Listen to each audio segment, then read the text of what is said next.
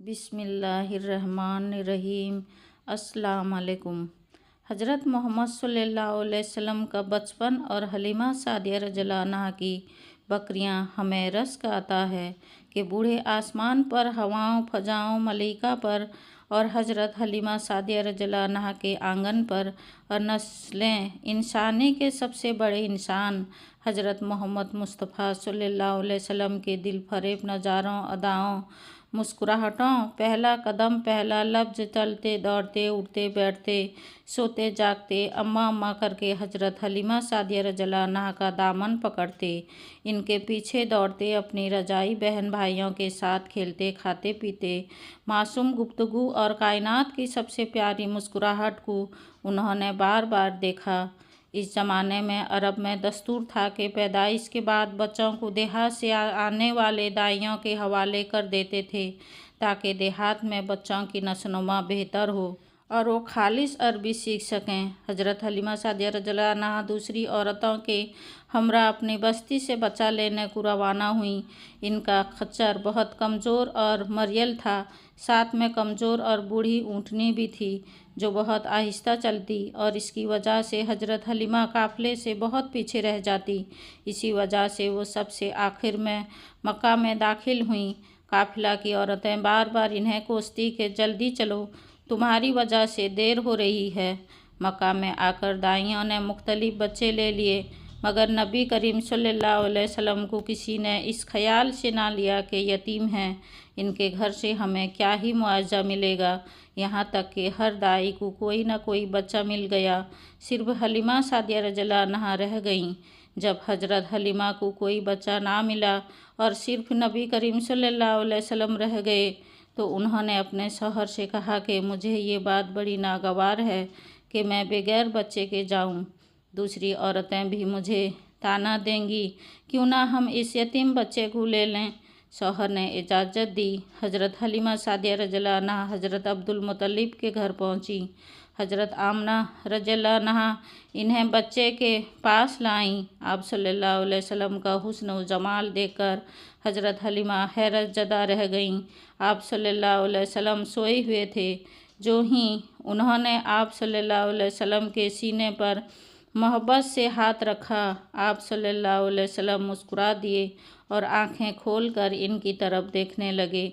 हज़रत हलीमा रज़ियल्लाहु अन्हा फरमाती हैं कि मैंने देखा कि एक नूर सा आप सल्लल्लाहु अलैहि वसल्लम की आँखों से निकला जो आसमान तक पहुँच गया। हज़रत हलीमा रज़ियल्लाहु अन्हा फरमाती हैं कि जब मैंने आप सल्लल्लाहु अलैहि वसल्लम को देखा और इनको लेकर अपने खच्चर पर सवार हुई तो हमारा खच्चर इतना तेज़ चला कि सारे काफ़िले को पीछे छोड़ दिया, हालांकि पहले वो सबसे पीछे रहता था।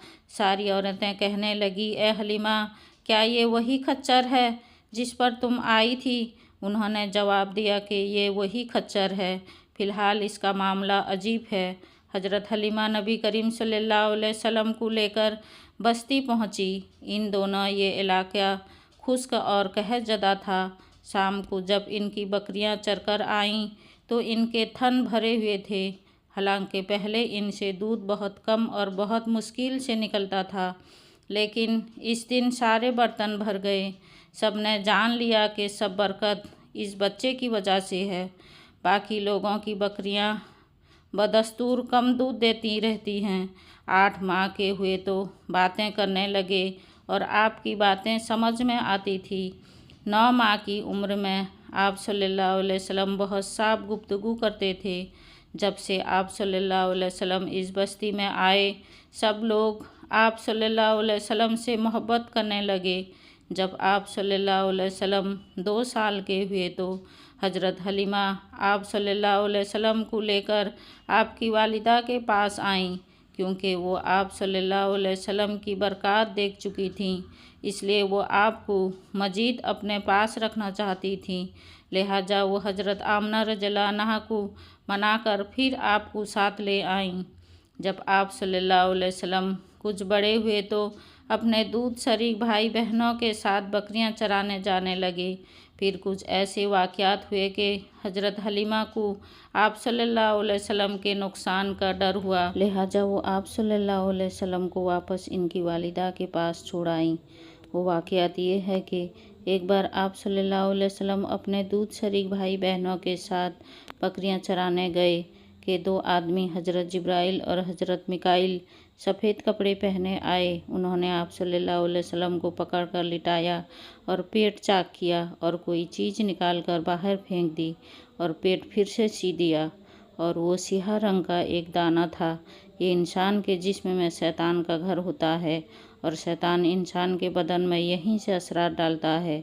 जब हज़रत हलीमा रज़ियल्लाहु अन्हा को ये सब मालूम हुआ तो डर गईं।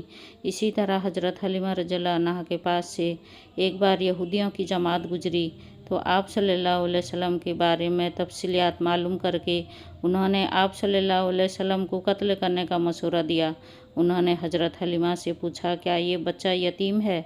हज़रत हलीमा इनका कत्ल का मशवरा सुन चुकी थी, लिहाजा उन्होंने जल्दी से अपने शौहर की तरफ इशारा किया कि नहीं, ये रहे इस बच्चे के बाप। तब उन्होंने कहा कि अगर ये बच्चा यतीम होता तो हम ज़रूर इसे कत्ल कर देते, इसलिए कि पुरानी कुतुब में आखिरी नबी की निशानी में ये भी है कि वो यतीम होंगे। चूँकि हज़रत हलीमा ने कह दिया था कि ये बच्चा यतीम नहीं, तो उन्होंने ख्याल किया कि ये वो बच्चा नहीं है, लिहाजा कत्ल का इरादा तर्क कर दिया। हज़रत हलीमा रज़ियल्लाहु अन्हा एक बार नबी करीम सल्लल्लाहु अलैहि वसल्लम को आकाश मेले में ले आईं। जहालात के दौर में यहाँ बहुत बड़ा मशहूर मेला लगता था। अरब के लोग हज करने आते तो सवाल का महीना इस मेले में गुजारते, खेलते कूदते, अपने बुराइयां बयान करते। हज़रत हलीमा आप सल्लल्लाहु अलैहि वसल्लम को लेकर इस मेले में घूम रही थीं कि काहिन की नज़र आप सल्लल्लाहु अलैहि वसल्लम पर पड़ी। इसे आप में नबूवत की तमाम निशानियां नज़र आ गई। इसने पुकारा, लोगों, इस बच्चे को मार डालो। हज़रत हलीमा इसकी बात सुनकर घबरा गईं और नबी सल्लल्लाहु अलैहि वसल्लम को लेकर वहां से भाग गईं। इसी तरह अल्लाह ने आप सल्लल्लाहु अलैहि वसल्लम की हिफाजत फरमाई। लोगों ने काहिन से पूछा कि किस बच्चे की बात कर रहे हो? उसने कहा, माबूदों की कसम, मैंने अभी एक लड़का देखा है, वो तुम्हारा दीन मानने वालों को कत्ल करेगा, तुम्हारे बूतों की तोड़ देगा और तुम सब पर गालिब आएगा। लोग आप सल्लल्लाहु अलैहि वसल्लम की तलाश में दौड़े मगर नाकाम रहे। यूँ अल्लाह ताला ने आप सल्लल्लाहु अलैहि वसल्लम की हिफाजत फरमाई। हज़रत हलीमा आप सल्लल्लाहु अलैहि वसल्लम को आपकी वालिदा के हवाले करने जा रही थीं कि हफ्सा के ईसाइयों की एक जमात पास से गुजरी।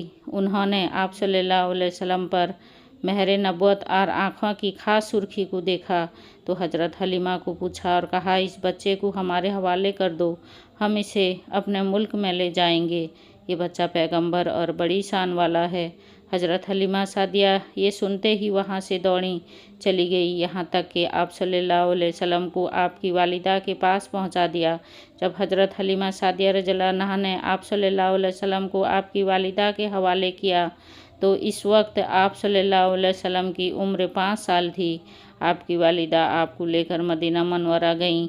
उम्मे यमन भी साथ थीं। एक दिन मदीना के दो यहूदियों उम्मे यमन के पास आए और कहा, जरा मोहम्मद को हमारे सामने लाओ, हम इन्हें देखना चाहते हैं।